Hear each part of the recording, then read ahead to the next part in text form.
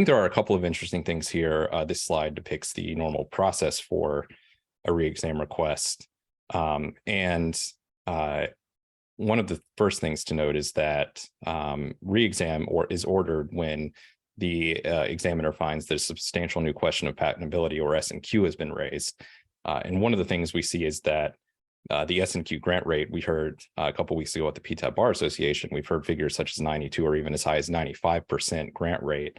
And so I was curious of the panelists' thoughts about why the S&Q or re-exam grant rate is so much higher, for example, than the institution rate in IPRs, and also curious how that impacts maybe how you approach a re-exam versus an IPR.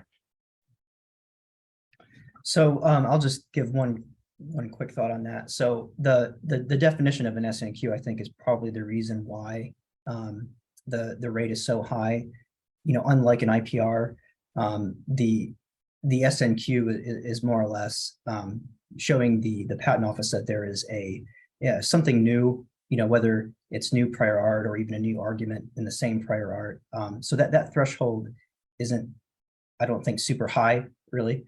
There are things that factor in, like cumulativeness and other things, but those types of differences, I think, are certainly not the kinds of things that meet the likelihood test that they have for IPR. So from a patent owner's point of view, I think typically you're assuming that you're going to get a re-exam order in most cases.